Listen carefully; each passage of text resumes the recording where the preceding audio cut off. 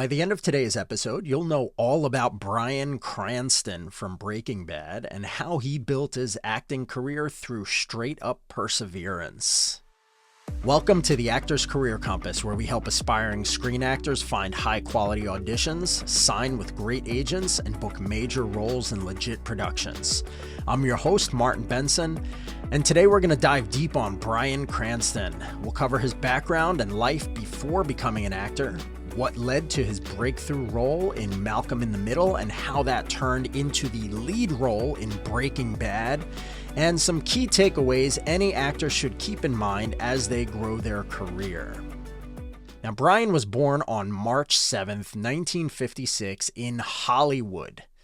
Both of his parents were involved in showbiz as aspiring actors, but they unfortunately struggled to make ends meet. Bryan's father actually wound up abandoning him when he was just 11 years old, and he had to grow up quickly and take on the responsibilities of an adult to help support himself and his family. He wound up becoming a security guard to make ends meet, which eventually wound up later playing into his acting work and making some of his roles more authentic and interesting later in life.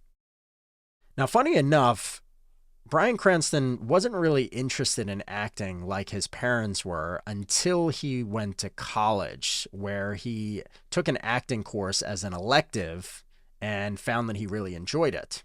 So at that point, he decided to pursue it much more seriously and began looking for any roles that he could find. And so amidst a ton of rejection and a period of time, he would occasionally book some small jobs here and there, like commercials or small minor television roles and some voice acting work. Now, eventually, these small roles started growing his resume, and it paid off.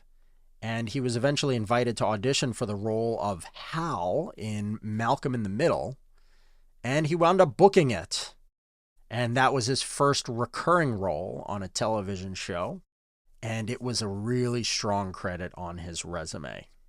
And now, through having booked a small guest star role previously with Vince Gilligan in The X-Files, again, just a small one-episode speaking type role, plus the success that he had with Malcolm in the Middle, Vince Gilligan wound up booking him as Walter White in Breaking Bad. And of course, that was the life-changing role for him. So at the end of the day, Bryan Cranston did not have any special secrets he used to make it in the industry. He followed the path of slowly building up his career over time, doing the best work he possibly could in every audition.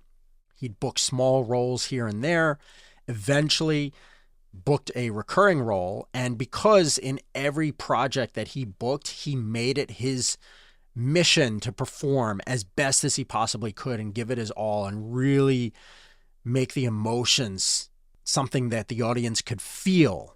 He stood out, and someone like Vince Gilligan, who had a great experience working with him in The X-Files, decided to book him as the lead in that show, Breaking Bad.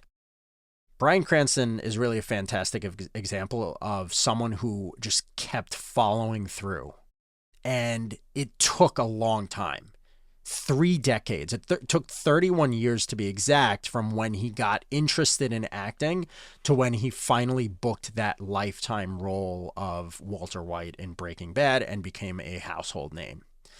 So really, the lesson here is to never give up if you truly love acting and to always do your absolute best. Really focus on performing in a way that gives people the term that they like to say in the industry is you want to give people goosebumps. When they watch you, they really want to feel it. That is how you get booked with those big roles, okay? So thanks for listening. Now, if you want to dive deeper on technique and how to improve your audition ability, which is one of the things, of course, that Bryan Cranston most attributes to his success, I highly recommend checking out my podcast called Acting in Film, the #1 mistake to avoid in auditions, which is episode number 44.